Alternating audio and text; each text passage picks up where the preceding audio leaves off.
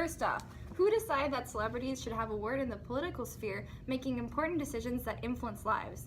In our society, celebrities are immunized against criticism because of their reputation. Akon's project enhances his global recognition and might even be a PR tactic to attract more fans.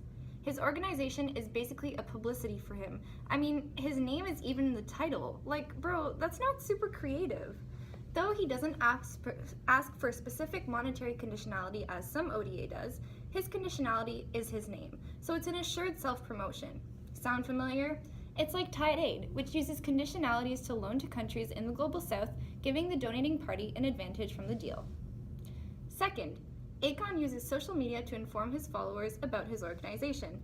Though this raises awareness, it often leaves out important facts and distorts information. What's that?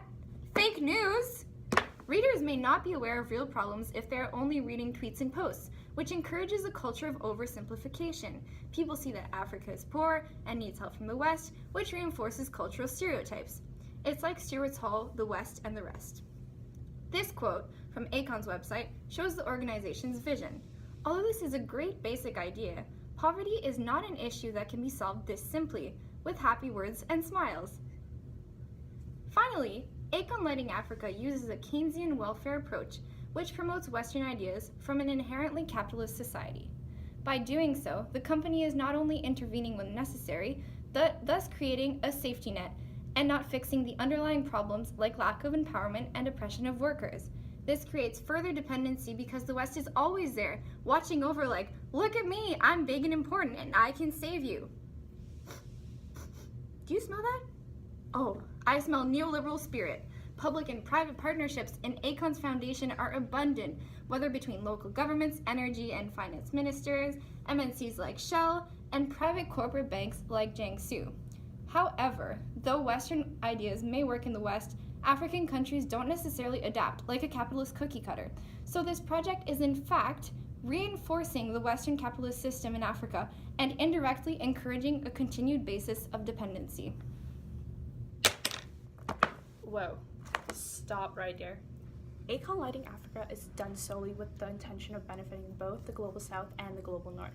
This company has created a partnership with private banks and the public sector to invest in infrastructure that is contributing to Africa's social and economic growth. Indeed, he is not denying credit line with Jiangsu and is taking advantage of the social entrepreneurship he has created. Yes, Akon is making money out of this project, but so are the countries affected positively by his project. The African government has agreed to a yearly repayment plan to Jiangsu, which goes to show that they are becoming an active state, to ensuring that the masses are benefiting and not keeping the profits for themselves. But from the past, we know that China is one of Asia's miracle countries, which developed itself by its own agenda. Aid from Chinese institutions is also much less conditional than that of many other organizations, offering greater opportunities for Africa to develop through its loans and avoiding past failures like those of the IMF and the World Bank. They have a fairly clean record, and we're seeing the majority of the population receiving massive benefits from Akon's lighting project. As Dan Biza of Moyo would agree, the way to build Africa is to encourage business opportunities and jobs for locals while focusing on sustainable projects. From a more social perspective, Akon Lighting Africa has empowered women and children to feel safe at night through access to the light of street lamps. More business opportunities are possible because local merchants can sell their products when it is dark. And the direct and indirect jobs that are created from this project have made a significant contribution to business opportunities that will boost Africa's economic growth. As a result, this will actually help decrease Africa's dependency on Western capitalism.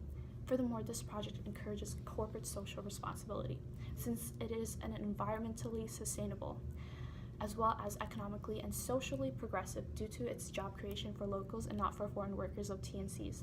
Chion Yang, a business partner from Akon's company, explained, when young Africans are trained, they contribute to the economy and don't require help to maintain the infrastructure. This led to the company's launch of an academia in Mali for construction, engineering, project management, and clerical work so that the work stays in Africa and not abroad. Clearly, this project is a shared value aiming to benefit the social and economic aspects of the developing countries in Africa with the support of Akon's strong ties to MNCs. Akon, he's a pro.